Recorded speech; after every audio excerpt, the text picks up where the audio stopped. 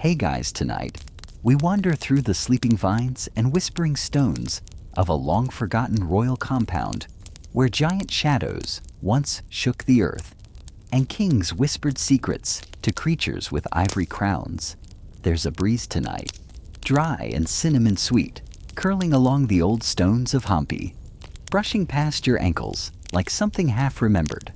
You stand at the southern edge of the Vijayanagara ruins under a moonlit sky that seems far too curious for its own good. Ahead of you, a gate that's too big for people.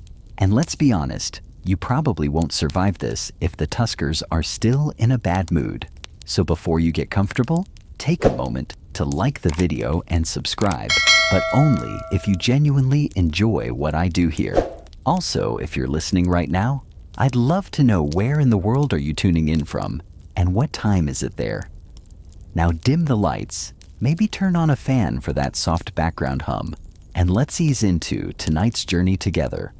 You reach out and touch the edge of a stone wall worn smooth by centuries of rain dust and elephant hide. The gate before you is massive, arched like the rib cage of a forgotten beast. Its base is flanked by cracked sculptures, curling trunks, tusks shaped like serpent's eyes that still seem to watch. This isn't a human entrance. This is the front door for giants. You duck beneath it.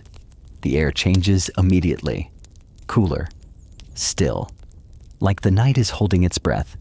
Crickets hush as you step into the forgotten bones of an empire. This place, it was never marked on your map. Not clearly. Maybe on purpose. Hidden behind overgrowth and mistranslated field notes. But here it is, the elephant stables of the Vijayanagara Sultanate, an echo of a world where elephants weren't just animals.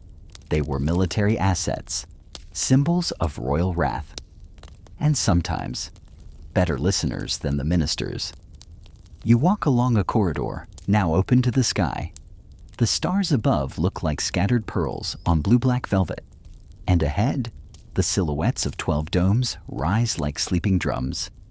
These are the individual chambers, each meant for a royal war elephant, each with its own arched doorway, wide enough to admit a fully armored tusker with its mahout riding high. The scent in the air is strange, like sandalwood left too long in the sun. You can almost smell the dried hay, the iron of old chains, the musky comfort of elephants at rest. A breeze rushes through the arches and hums low like a ghost, pretending to trumpet. You smile. The architecture here is a fusion, and you feel it in every curve. Islamic arches, Hindu carvings, and something else. Something invented for no one but the elephants. These domes aren't just practical. They're elegant, ornate, the kind of rooms kings would have envied if they hadn't built them. Historians still argue whether the stables were purely ceremonial, constructed to awe foreign emissaries, or if they were genuinely used to house the royal herd.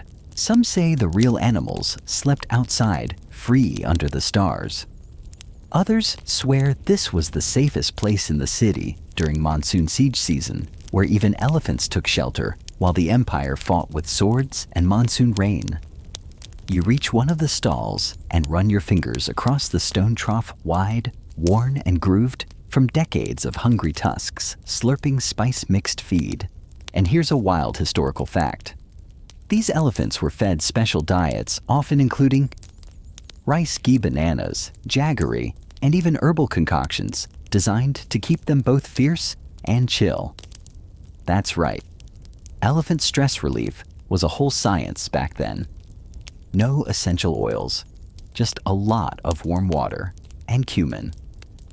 Somewhere to your left, a vine snaps in the wind. Or maybe not wind. You stop. Listen. Nothing but the hum of frogs in a flooded rice paddy beyond the ruined wall. You continue.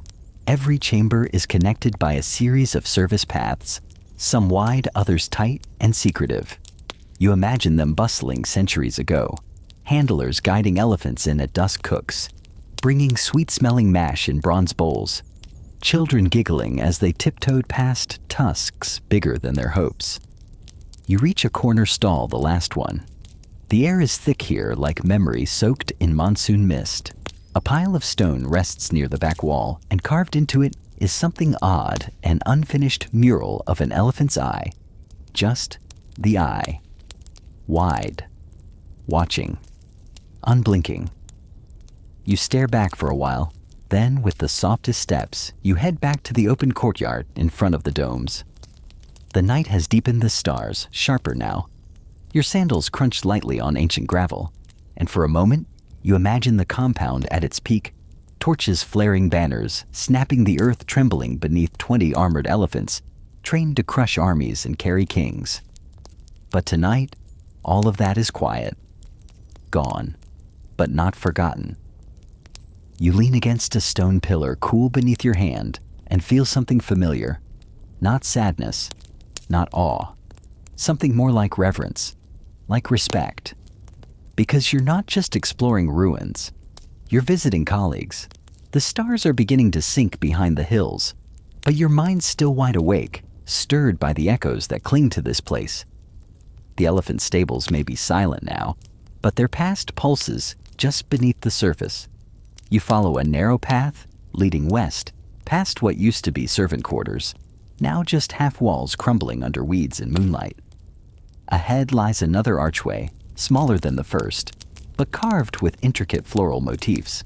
At the center of its keystone, a lotus held in a trunk. You smile again. Whoever designed this had humor. Through that arch, you find yourself in the training yard, a wide, flat area paved in heavy stone, worn smooth by centuries of weighty footsteps. This was the muscle of the empire where elephants learned not just to march, but to maneuver. Backward, sideways, tight turns. And if you squint, you can almost see them now, great beasts draped in velvet, and bells their mahouts calling out instructions with quiet authority. You spot several massive stone posts, still standing upright anchor points for chains during training. Each one has a groove where rope or iron was looped, and a few are worn deep, almost polished. One even has a faint engraving, a circle with jagged lines inside, possibly a sun, or maybe just a scratched reminder that nothing stays unbroken forever. You crouch and touch the base of a post, cold, solid, unyielding. You wonder how many stories passed through this yard. How many warriors, kings, caretakers, and creatures tangled their lives around this stone. Historians still argue whether these training yards were solely for martial prep, or if they doubled as performance spaces, mini amphitheaters, where dignitaries were shown choreographed routines, elephants bowing, kneeling lifting royal standards with their trunks like banners on parade. Some accounts mention elephants trained to pick out colored scarves or paint with brushes in their trunks, though that last part might be a royal exaggeration, or at least wishful court poetry. You rise again, brushing dust from your palm. The air is warming slightly now. The breeze has the faint scent of dry marigold, like someone's decorating for a festival that'll never arrive. But you keep moving. At the far end of the yard, you find another structure, long and low roof, half collapsed, but the walls still standing tall. Inside, storage. Maybe food, maybe tools, maybe something more peculiar. You duck inside and are greeted by a blast of cool, musty air. The walls are lined with shallow niches like small shrines, each carved with animal figures. Not just elephants. There's a bull here, a deer, a wild boar, and curiously, a monkey holding a lotus leaf. Guardians, totems, decorative whims. In one corner, a pile of shattered pots glints in the moonlight. You pick up a shard. It's glazed in a reddish hue, and etched along the curve is what looks like a measurement scale, feed pot medicine bowl.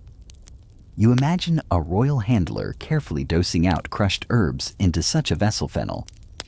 Turmeric salt ground, neem ingredients not for people, but for patients with tusks and tempers. You stand pocket the shard and exit the shed. Outside, the yard has changed, not physically, just in mood. The air feels heavier. You hear a sudden rustle to the right, some nocturnal creature startled by your presence. You don't flinch, You just breathe. Deep. Slow. Because here's something you've learned about old places they remember being important. They don't forget just because the parade stopped. You begin walking again. This time toward the Watergate, a channel carved to lead elephants from the yard down to the riverbanks. It's wide, shallow, and lined with stone steps. The edges are mossy now, but you can tell this used to be a busy path. Bath time wasn't optional for royal elephants. Cleanliness was tied to status health and even spiritual purity. And believe it or not, some elephants were known to resist washing unless their favorite songs were sung. Mahouts developed chants, rhythmic calls, and gentle rituals to calm even the moodiest bull. Elephants are smarter than most generals after all, and arguably more sensitive. You reach the edge of the Watergate. There's no water here anymore, just dry dust and silence. But you imagine it anyway, the splash of huge feet, the hiss of brushes against thick skin, the soft coo of a mahout telling his partner, "Easy now, almost done." You sit on one of the steps. Let your legs stretch out in front of you. Let the ghost of river breeze dry your brow. From here, you can see the training yard, the domes of the stables, the broken post where you found the sun engraving. And something clicks in your head. This isn't just a stable. This was a village, a community of muscle and patience, of care and command, of danger and tenderness.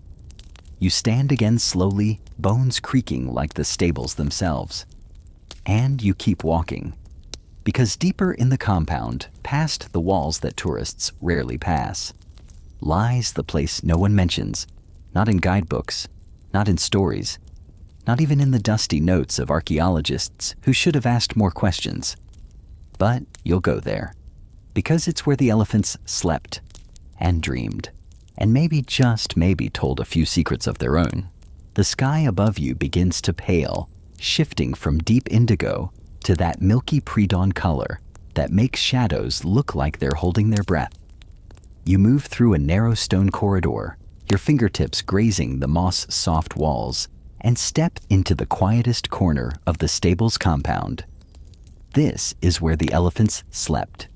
Not where they were trained or washed or shown off, but where they dreamed. Where they rumbled soft lullabies to each other through the night. Where they leaned their great shoulders against cool stone and slept standing, swaying ever so slightly, like trees in a windless forest. The sleeping chambers here are smaller, oddly intimate, if such a word can be used for elephant-sized rooms. The ceilings are lower than you expect, the arches rounded, almost cradling. The walls bear smoothed-down murals, now barely visible old patterns of lotus petals, suns and curling vines that once glowed in mineral pigments. You brush your hand across one faded teal, a fragment of a trunk maybe, or a vine, or a dream someone painted and forgot. You pause in the largest chamber. It's square with 4 recessed corners that once held braziers. You can imagine it now, a young bull elephant lying down here against the wall. Weary from training or festival duty, its mahout curled near the threshold, wrapped in a thin wool shawl. The room glows with soft firelight. The air hums with the low vibration of the elephant's breath. Outside, the night insects chatter. Inside, peace. Historians still argue whether these elephant chambers were intended as actual sleeping rooms or simply sheltered areas to tether the animals during heat or monsoon.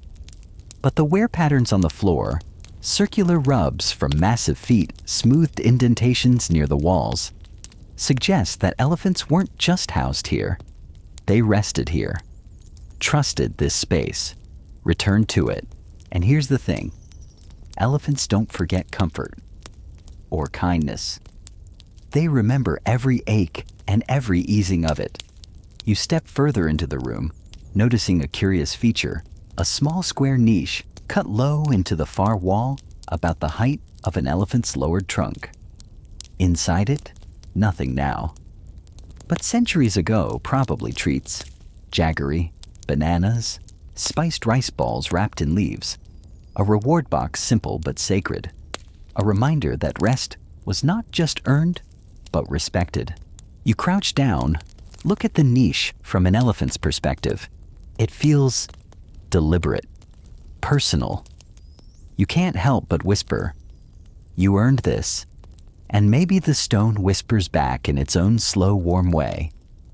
Cloudbiter flutters quietly above, perched on a crumbling beam, watching you with that half-suspicious, half-affectionate bird face. You think about how elephants and birds have both shared the skies and earth here. How mahouts sometimes trained elephants using birdsong. How once a court record mentioned a parrot that could mimic an elephant's trumpet perfectly and used to spook visiting nobles on purpose. That parrot probably had job security. You exit the sleeping room through a side arch and follow a winding, worn path marked by shallow hoof grooves and decades of caretaking footsteps. The sun is just cresting now, brushing gold across the grassless earth. You're heading toward the cistern now.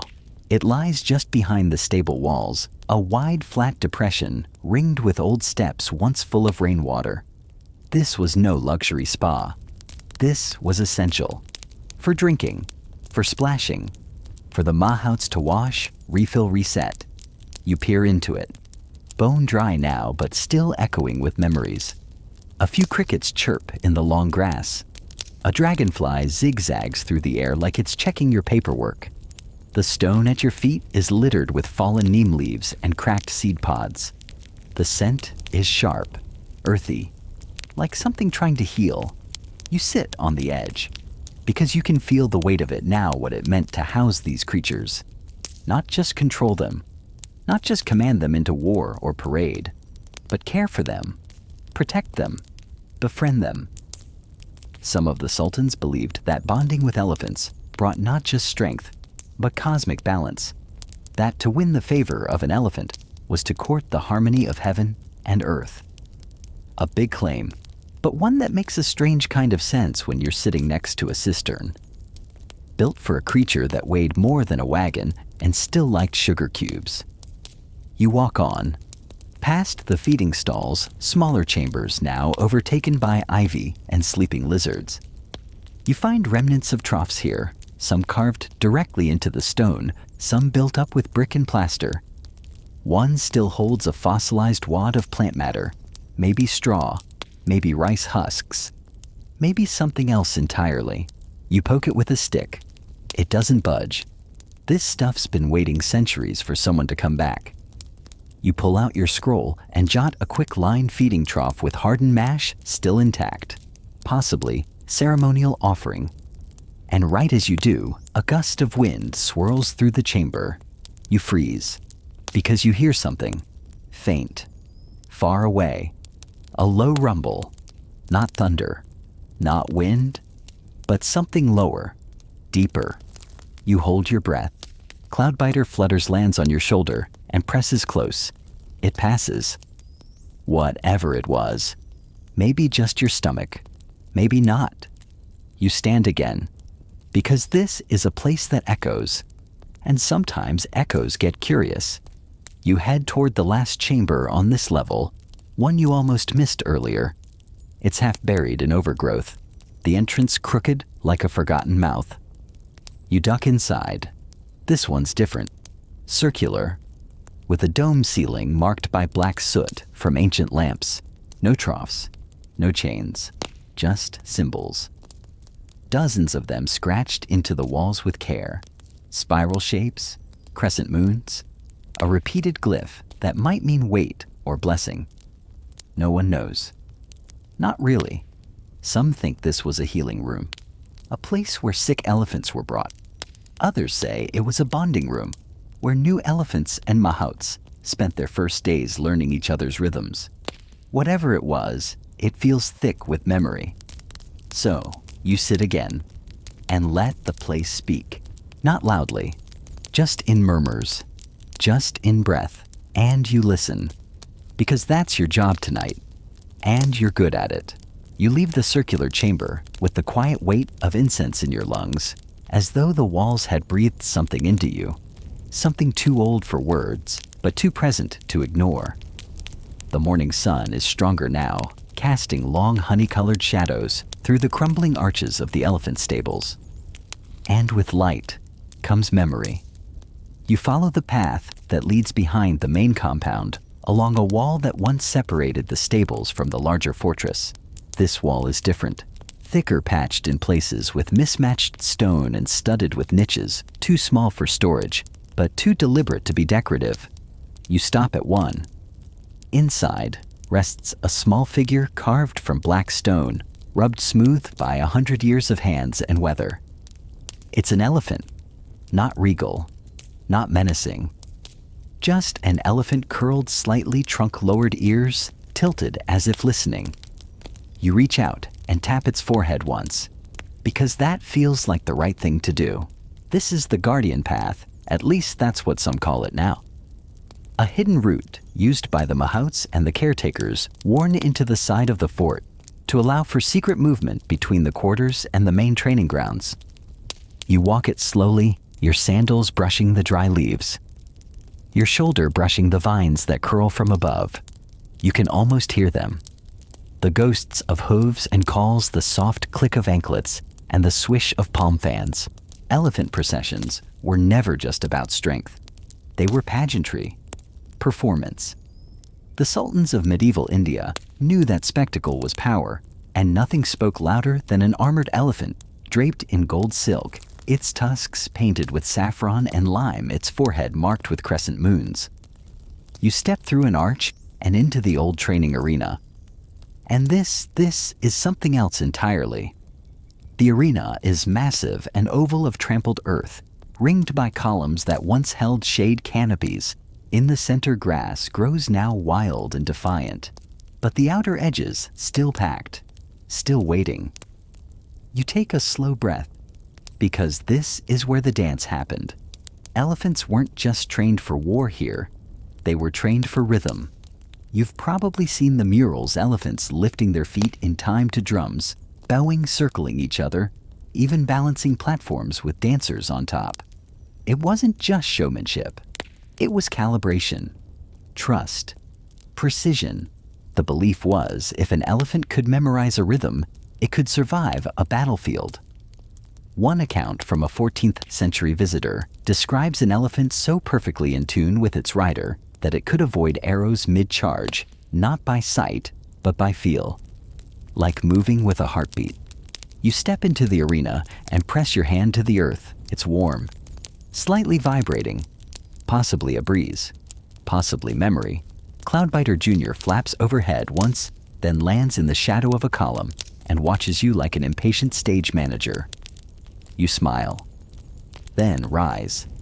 Toward the edge of the arena stands a squat building more functional than the rest. This, according to faded maps and a chipped plaque, was the command house. The place where the Sultan's officers and head mahouts met, debated, drank tea, and occasionally yelled at one another when a 2-ton animal decided today was not a training day. You duck inside. The interior is cool, dust muted, with wall niches once filled with scrolls and ink pots, now filled with spider webs and the occasional cricket. But here's the strange part. On the far wall is a map. Not a whole one. Not painted, not labeled, but carved into the plaster. Just outlines, grooves, tiny notches, paths. It's not the region, it's the stables, a floor plan, a training grid. You trace it with one finger. It matches what you've seen. But there's more. There's a room you haven't found yet, smaller than the others, tucked beneath the main arena, marked only by a lotus and the symbol for breath. You look around the room again. There, beneath the hanging lintel, half covered in vines, is a set of stone steps. You clear the vines gently, making sure not to startle any spiders. Cloudbiter chitters above in what is probably disapproval. You descend. The air grows colder, not chill, just deeper. Like breath held between drum beats, you emerge into a vaulted chamber, lit by 2 slivers of sunlight, cutting through arrow-slit vents. And here, your breath catches. The walls are covered in painted script. Old Deccani. Some Sanskrit. Maybe bits of Persian. You can't read it all, But the repeated phrase is clear: speak softly. Breathe together. In the center of the chamber is a raised platform just elephant-sized. Scattered around it, bronze bells, dulcet drums, and one very small wooden flute. Possibly for a bird, possibly for a memory. This was a harmony chamber, a place not for commands, but for communion, where handlers and elephants learned each other's breath, where they tuned themselves before performance, where maybe, just maybe, the line between man and beast blurred into something that wasn't quite either.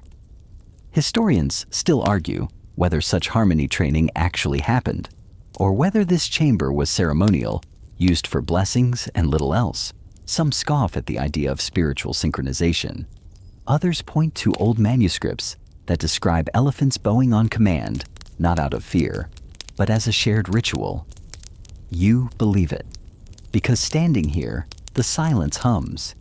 You sit cross-legged on the floor, close your eyes, and try to match your breath to the rhythm of the place. Inhale. Exhale. Cloudbiter lands beside you, and for a moment, you swear you hear something else breathing too. A memory maybe, a kindness, a trunk brushing dust from old stone. And you smile, because the Sultan's stables weren't just stone. They were songs. You emerge from the harmony chamber slowly, one step at a time, as if you've crossed not just stone thresholds, but centuries of silence.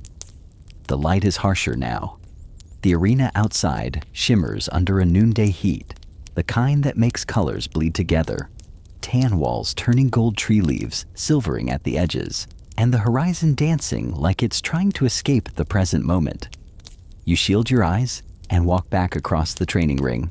Your sandals crunch over gravel and dry grass, and Cloudbiter Jr. wings ahead, finding shade beneath an old banyan tree that somehow still stretches toward the stable roof like it's trying to listen in.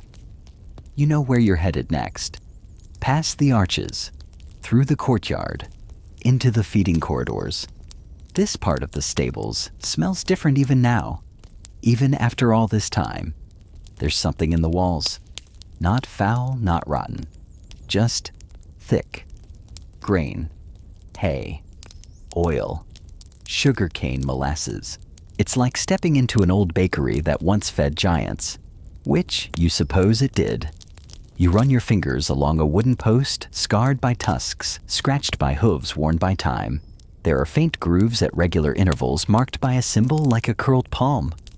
A ration scale, one mark for each hundredweight. Elephants, after all, are not gentle eaters. Historians agree that a royal war elephant in medieval India could consume upwards of 300 pounds, about 135 kilograms of food per day. Grains, fruits, jaggery, and even wine-soaked herbs when special performance was required. Managing that diet was its own science part, logistics part, astrology part, motherly instinct. You pass what's left of the feeding troughs, long stone basins lined with a now faded mosaic. You crouch and trace the tiles. They form the outline of a lotus, again that symbol. Always breath, always bloom. The corridor turns and narrows, bending toward a space that must have once housed stores. Barrels, bags, stacked baskets of fruit or dried roots. But now it's empty save for a low bench and a massive chain looped on a peg. You pause at the chain. It's thicker than your wrist, clearly forged for strength. But what catches your eye is the patina, the way rust clings only to the links closest to the ground, while the upper loops shine as if they've been polished by time or something more persistent. You lift one gently. It creaks softly, and Cloudbiter chirps once from above as if to say, "Don't test it." You set it down again, carefully. There's a doorway behind it. Narrow, curved at the top, built for a different purpose than the rest. This is where you find the records room, or what's left of it. Wooden slats over stone shelves. Most have collapsed. Termites maybe, or time. But one shelf survives, barely holding on. And on it, bundles wrapped in oilcloth. You know better than to unroll them here. Too dry? Too bright? but one lies open. Just enough. You step closer. The script is bold fresh compared to the rest, charcoal black strokes across tan palm leaf. The ink smells faintly of camphor. And the words, while formal, strike something personal. It's a caretaker's log. From the reign of Sultan Zainul-Mulk, roughly mid-15th century.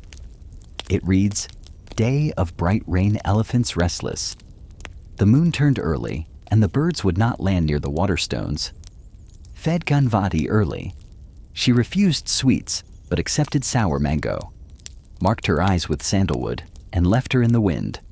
You stare at that final line. Left her in the wind. What does that mean? You sit on the floor, dust be damned, and reread the passage. Again, and again. And suddenly, the image forms an elephant turned toward the breeze. Eyes darkened with ceremonial markings, her keeper stepping back, not out of fear, but respect. Because elephants weren't just beasts of burden. They were omens, symbols, participants in a spiritual ecosystem that saw no clean divide between animal and divinity. One 15th century chronicler even claimed certain elephants could sense treachery, refusing to obey a rider if he had thoughts of disloyalty. Others described dreams in which elephants visited kings to warn them of floods, betrayal, or lost battles. Most of these were dismissed as folklore, but in this room, with that script and that scent in the air, it's hard not to believe. You reach into your pack and pull out your own scroll case.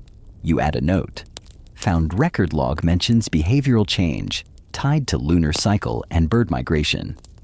Recommend cross-reference with 1432 rainfall pattern and trade disruptions near Narmada route. Then below it, she refused sweets. That line's going to haunt you in a lovely way. Cloudbiter pecks the edge of the doorway, now impatient. Or maybe she's just reminding you that this room isn't the end. She's right. You step out back into the corridor and follow the narrow stone path that leads to the old washing bays. It's cooler here, shadier. The canopy overhead, thick with mango leaves and soft petals. There's a square depression in the stone like a bath the size of a stage. You imagine an elephant rolling here, splashing water, while mahouts sing from the edges, slapping the water with long reeds and humming instructions. Washing wasn't just cleanliness, it was bonding. It was time. A young mahout would learn the moods of his elephant, not through commands, but through ritual scrubbing the legs, whispering stories into giant ears, offering tiny treats behind the ear flap just out of sight. You crouch at the edge, scoop water from a small puddle, and let it fall through your fingers. It's quiet now, but you can feel it, something not quite gone. A trace? A pause? A giant heartbeat preserved in memory. You close your eyes. The air smells like mango, and something else, like warm breath on your shoulder. The air stays still a moment longer, warm against your neck, like the memory of a sigh, and then it's gone. You open your eyes. The mango leaves rustle again, this time, stirred by something as mundane as a breeze. Cloudbiter flits down beside the old washing bay, pecking experimentally at a half-buried pebble, as if to say, "Move along." So you do. The stone path snakes downward now toward what you were told was once the southern gate, but there's no gate anymore.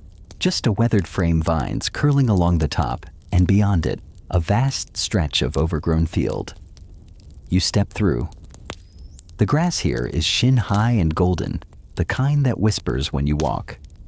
Once this space might have been used for grazing, for cooling down the elephants after training, or simply for letting them feel briefly like themselves. Free. Untethered. Or at least as close to that as a royal animal ever got. You trudge through the field shoes, damp with dew. The sun overhead has softened into afternoon light, less insistent, more forgiving. A pair of cranes stand in the distance near a muddy pool, one-legged and contemplative. You match their silence. As you reach the far side of the field, something catches your eye. A mound. But not just a natural rise, too precise, too deliberate. You climb it slowly, brushing away stray reeds, and then see it. A platform. Flat. Raised. With remnants of burnt wood and old markings carved into its edge, tiny waves, flame shapes, and half-worn prayer sigils. A ritual pyre, maybe, but not for humans. It's too wide, too strong. You kneel beside it. At the base is a single tile embedded in the stone. You clean it with your sleeve. The image beneath is a stylized elephant, its trunk curled, its eye closed. You realize this was a farewell site, a final resting point. When one of the Sultan's elephants died of old age, illness, or war wounds, they brought it here. Not just to dispose, but to honor. Historians still debate whether medieval Indian courts truly saw elephants as divine or simply used their majesty for political effect. Some texts, especially those in Persian and Sanskrit, treat elephants as avatars of strength and royal virtue. Others, notably, the more administrative records, simply log them by number weight and cost mountains of meat on ledgers. But sites like this hint at something deeper. You sit cross-legged, not out of ceremony, but instinct. Cloudbiter settles next to you for once without protest. And you think about mourning, about what it means to lose something large, something loyal, something that might have known your heartbeat better than your family did. Imagine the Mahouts boys raised beside the same animal, speaking in whistles and touches, having to light the fire that turned memory to ash. Maybe that's what the platform was for. Not just endings, but transition. The Vedic texts often describe fire as a gate, a path between worlds, and elephants with their near-mythic intelligence were believed to carry knowledge between realms, memory in particular. Some even say they never forget a kindness or a betrayal. You write a note in your scroll. Southern Field Burial Pyre Site. Confirm symbolic tiles. Elephant funerary function probable. Fire patterns consistent with farewell rituals. More reverent than expected. You underline that last sentence twice, because that's what sticks. You move again. Back toward the main complex, toward one of the oldest buildings, a domed hall half collapsed, but still beautiful. This was likely the observation chamber, a place where scholars, architects, or nobles could observe the elephants without standing in the dust. The steps are uneven now, stone cracked with roots, but you climb anyway. Inside, it's dim, but enough light leaks through broken latticework to paint patterns across the floor. Diamond and vine and starburst. You trace them absently with your fingers as you walk, and then you find the wall. It's covered in frescoes. Not bright anymore, of course. Time has leached the colors, but the shapes remain. Elephants mid-stride, their trunks entwined. Riders in layered robes, balancing not just weapons, but parasols and musical instruments. One image shows an elephant standing in front of a mirror, its eye painted wide, uncertain. You linger on that one, because it feels like truth. There's something uncanny about elephants seeing themselves. Even today we marvel at that intelligence, at their ability to grieve, to celebrate, to remember. Imagine living in a time when those traits weren't just observed, but mythologized. When the Sultan's court treated the stables as both fortress and temple. Cloudbiter chirps once and flutters to a perch near the ceiling, watching you with her usual half-amused expression. You turn toward the exit, and that's when you see it. Tucked in the corner of the hall, half-shadowed, is a statue, not of the Sultan, not of a warrior, but of an elephant, small polished tusk tips inlaid with what might have once been jade. Around its feet lie dried petals, a cracked bell, and 3 coins. Someone left them recently. Not a lot, but not old. You touch the elephant's forehead gently and whisper, "Thank you." Because this isn't just history, it's inheritance, and someone else remembers too. You leave the hall slowly, letting the door close behind you with a soft thud. Outside, The air has shifted again. Cooler, softer. The day is aging, and the world feels gentler for it. You head toward the back corner of the complex, where stone steps lead to an overlook, just high enough to see the river curve away in the distance, wrapping the hill like a ribbon. You stand there, letting the wind brush past your ears, watching the sky turn peach. And you think this place wasn't built just for war, or even for power. It was built for something older, something quieter. You stay a while, then turn and walk back toward the banyan tree. Cloudbiter flies ahead again, tracing your path in loops. The banyan waits like an old friend. Its roots curve into the ground like the knees of sleeping giants, and the ropes of vine hanging from its arms sway gently like they're reaching for stories. You step beneath its canopy again, and the shift is immediate cooler air-filtered light, a hush that feels like listening.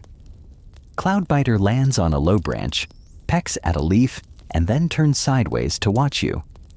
Maybe judging. Probably encouraging. You take a moment to sit, cross-legged, palms on your knees. You lean back against one of the aerial roots that's thickened into a pillar over the years, and you breathe. You've walked nearly the entire compound now, through courtyards and corridors, past prayer stones and feeding troughs, even down into the ash of a forgotten pyre. You've listened, written, noted, wondered, and yet one question keeps looping through your thoughts like a half-sung lullaby. Why was it hidden? Why did the Sultan, any Sultan, go to such lengths to keep this stable secret? Because it was secret. You're sure of that now. Not just neglected or lost to time, deliberately set apart, shielded, protected. Not because of shame. No. This place holds reverence. Everything about it, from the silent murals to the ritual tiles, suggests care, memory, respect. So, what was the risk? You close your eyes. You picture it, humpy in full bloom, banners snapping in the wind, elephants parading through the gates in gleaming caparisons, bells jingling, tusks polished, the air thick with incense and expectation. The Sultan dressed in cream and gold watching from a shaded terrace. And then this place quiet, off to the side, away from the eyes of guests and generals. Not forgotten, not shunned, protected. Historians still argue whether the Vijayanagara sultans considered elephants mere assets or something closer to family. Records vary. Some treat the animals as logistical entries. How many to a caravan? How much rice per day? How many hours between washes? Others, especially those written by poets or travelers, speak of elephants as the noble-hearted, the second soul, the Sultan's shadow. You believe both? Because power is rarely sentimental, but people are. You rise and dust off your robes, then begin walking again, this time through a narrow corridor, cut between two wings of the structure. A kind of passageway, once covered, now open to the sky. Ferns grow along the base. The stones underfoot are slick with moss. It leads to a chamber you hadn't noticed before. Small, octagonal, quiet. And inside, a well.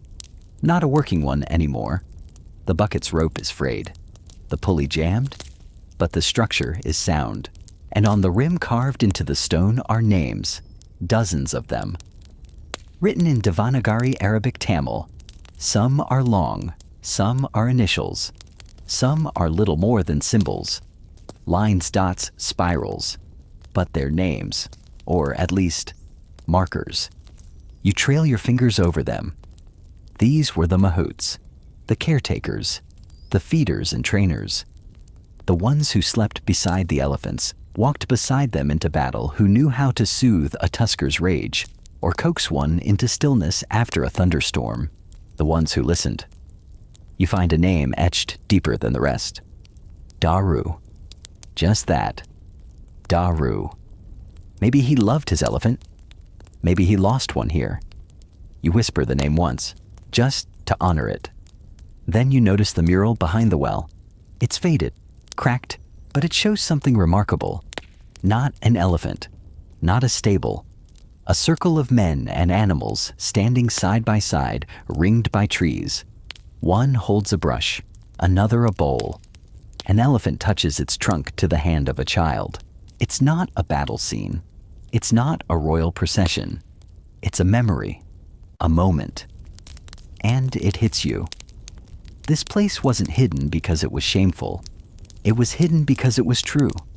Because within these stone walls lived the unedited version of power, not the grand entrance or the war parade, but the breath between movements, the care behind the armor, the hands that healed what glory broke. You step back outside and look at the ruins again, not as leftovers, but as language, as a message, one that most missed, but not you. You keep walking. Toward the rear wall now, where a collapsed arch frames the river in the distance. The sun hangs low. Gold stretches long shadows across the earth. You sit on the last step of the stone platform, shoes off toes in the dry grass, and for a few moments, you just exist. Like the mahouts, like the elephants, like the stones that still remember every footfall. Cloudbiter lands beside you, tucks herself under one wing, and sighs. Yes, sighs. You write one final note in your scroll.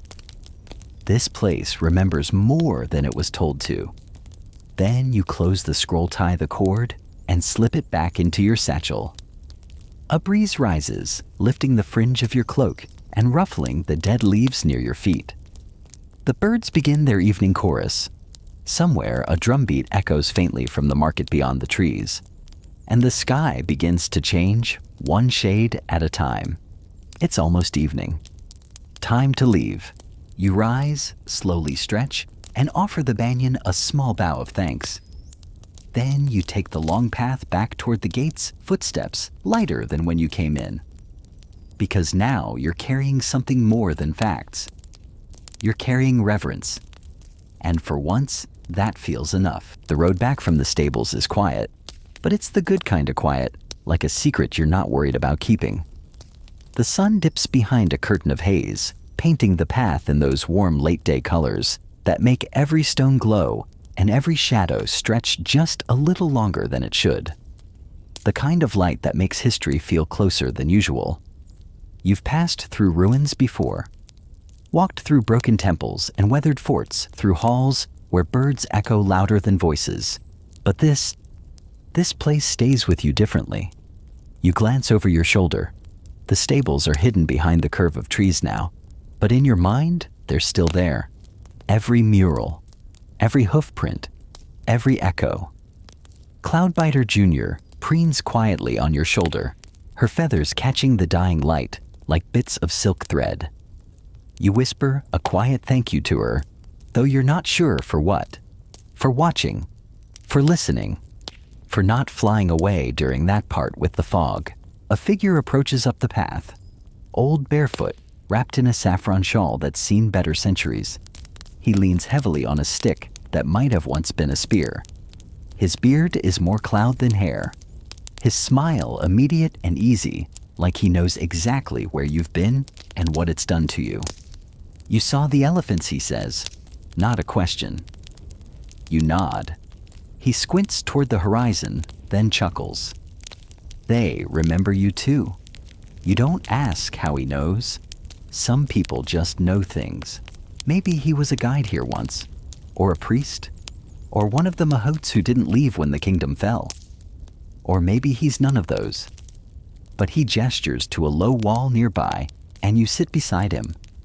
He pulls a small gourd from his sash and offers you a sip. It's cold, sweet, tastes faintly of tamarind and copper. Like memory, you offer your scrolls. He doesn't touch them, just glances and says, "That's good. That's good." You sit in silence for a while. Above you, the birds trade stories across branches. A monkey scolds its reflection in a well. Somewhere in the middle distance, a child calls out for someone named Ravi, and no one answers. The old man finally says, They were never just animals, you know. You nod. You know. They remembered names, mourned deaths, knew who lied and who didn't. And when the Sultan's men betrayed each other in the final years, the elephants refused to move, just stood there, waiting for what he shrugs, for someone they could trust again. Historians still argue whether that's true, whether elephants in Hampi stopped obeying their handlers in the empire's twilight years, sensing political rot the way they sense rain. Some claim the records were exaggerated, the stories embellished to add drama to a dying dynasty. Others point to poetry written at the timelines about loyal beasts refusing to cross city gates, about silent processions that never reached the throne. But you've seen the stables, you've read the names, you've touched the grooves carved by fingers long gone, and you believe it. The man stands slowly, joints cracking like a cracked tabla drum. Time to go, he says, even though he's the one who stays behind. You nod and walk on. The final stretch of path leads you through a spice market shutting down for the day. A woman sells the last of her turmeric roots at a discount. Two boys chase a wooden hoop past a pile of dried chilies. The air smells like cumin and ghee and the possibility of rain. You pass a small shrine tucked into the corner of an old wall, not part of the official city plan. Probably added by someone whose prayers didn't fit into the standard schedule. Inside, a single oil lamp burns low. You bow slightly, not out of piety, but out of rhythm. Because that's what this place has become, a rhythm you've joined. A cadence made of clappers and quiet elephants and echoes names whispered into stone. You stop once more at the city's edge. Turn back. The ruins are golden in the low light. Not crumbling, not decaying, just exhaling. And then, as if on cue, the first drumbeat begins. A slow, deep note from the main temple tower, marking the changing of the watch, the end of light, the start of stories. You smile, because now you know one more. Back at the inn, your room waits the way it always does. Low ceiling, chipped tile, a mat that feels better than it looks. You set your scrolls beside your teapot place, Cloudbiter's seed dish in its usual corner, and finally sit down. Your back cracks, your toes stretch. You stare at the ceiling and feel the weight of the day begin to drain like ink into sand. You don't need sleep yet, but you need stillness. You close your eyes and let the story replay. From the gate, to the banyan, to the bowl of unmoving water, to the scratch on the wall that just might have been a prayer. You remember the quiet, the kind that isn't empty, the kind that waits. And somewhere in that quiet, you feel something settle. Not closure, not certainty, but presence. You've seen the Sultan's secret, and now you're part of its memory. The city sleeps. So do you. You wake to rain. Not a storm, not a downpour. Just a steady, polite drumming on the tiles above your room. Soft enough not to intrude, but present enough that you know the world's changed slightly while you slept. The kind of rain that feels less like weather and more like punctuation. A quiet comma after a long thought. Cloudbiter Jr. is curled beside your teacup, one foot tucked under her wing, the other splayed like she's claiming the entire corner of the mat. You smile. She's earned it. You stretch. The ache from yesterday's walk lingers, but it's friendlier now. A reminder, not a complaint. Outside, the city is quieter than usual, muffled by wet earth and the sleepy shuffle of shopkeepers deciding whether to open or wait out the drizzle. A boy with a wide-brimmed hat pedals past your window, balancing a tray of ginger fritters wrapped in banana leaf. You make a mental note to track him down later. You sip the last of last night's tea. It's cold, tastes faintly like dust and poetry. Perfect. There's no assignment today, no round to walk, no scroll to submit. But you can't sit still. Not yet. So, you gather your things. Clapper's scroll pouch, a small packet of sesame sweets you were saving for a dry day, and step into the misty morning. Your feet take you back to the stables. Of course they do. The guards at the edge of the site know you now. One nods. The other raises an eyebrow but says nothing. You slip through the gate without fanfare. The elephants aren't here. They never are. But the space feels different in the rain. Softer. More generous. The puddles form where the watering troughs once stood. The stone posts glisten their indentations deeper with shadow. You walk slowly, following yesterday's steps in reverse. You pause in the archway where you first saw the graffiti. It's still there, still unreadable, still important. You trace one line with your fingertip, not enough to damage it, just enough to remember it by. Then you walk to the center of the stables, the main hall where the echoes used to dance. You close your eyes and listen. You think you hear a low sound, not words, not wind, just breath, like something enormous exhaling after holding it in for centuries. Historians still argue whether these stables were ever used at full capacity. Some records suggest space for dozens of elephants, complete with systems for grooming, feeding, and ceremonial prep.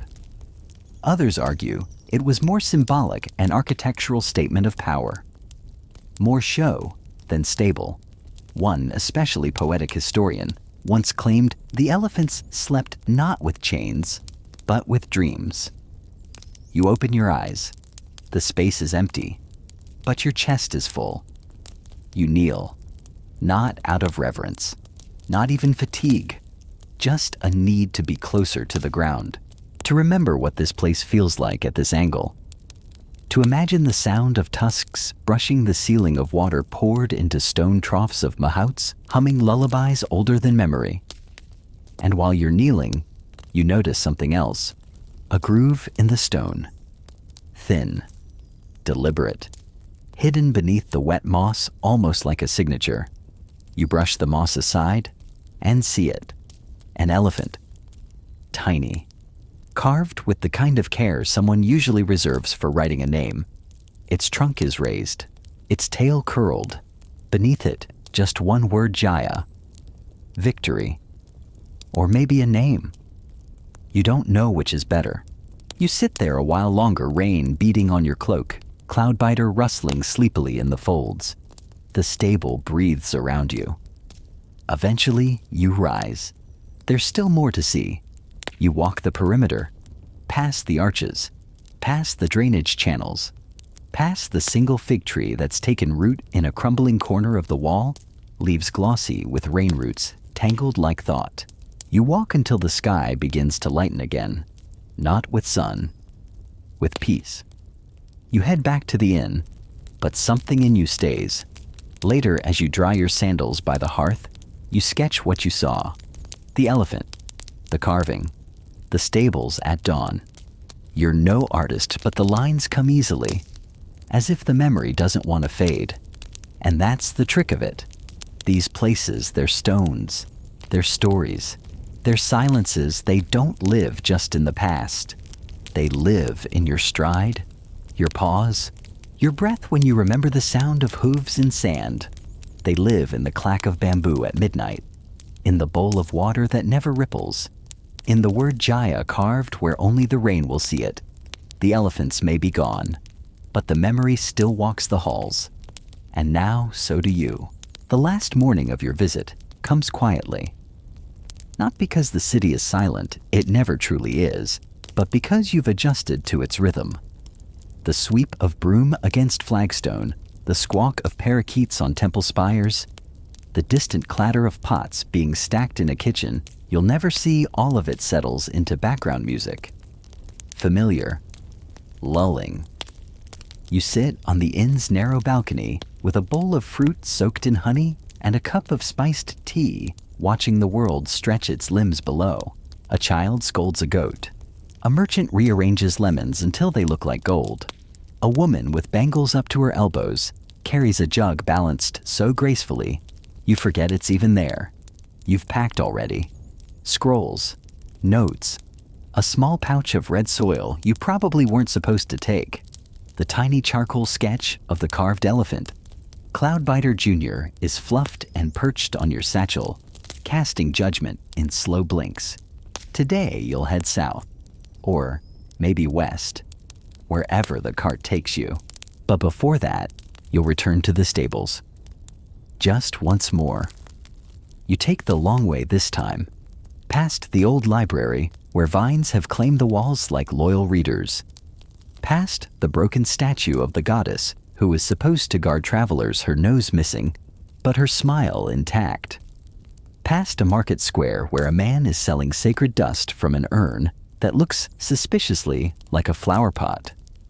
You wave to him. He winks. The guards at the stables wave you in without asking. One of them yawns wide enough to swallow a paratha whole. You tip your head and walk on. Inside, the air feels warmer. The rain has passed, but the scent of wet stone still lingers. You like it. It makes the place feel like it just bathed. You stand in the center of the hall, the place where echoes used to gather. You tap your clappers once. Just once. The sound bounces off the walls like a returning traveler. You close your eyes, and suddenly they're there. Not literally, of course. There are no elephants in front of you. But something rises in your chest, a memory that isn't yours, but fits you anyway. A ripple of power, of stillness, of something old and tender and immense. You imagine them lined in rows, not shackled, just waiting, breathing. Their ears fluttering like ceremonial fans, their eyes half-lidded with ancient dreams. One of them blinks. Another shifts its weight. In this vision, none of them trumpet. None of them stomp. They are calm, but they are not passive. You imagine a figure stepping into the hall. Not a sultan, not a mahout, just someone small. Maybe a boy, maybe a girl, maybe a visitor like you.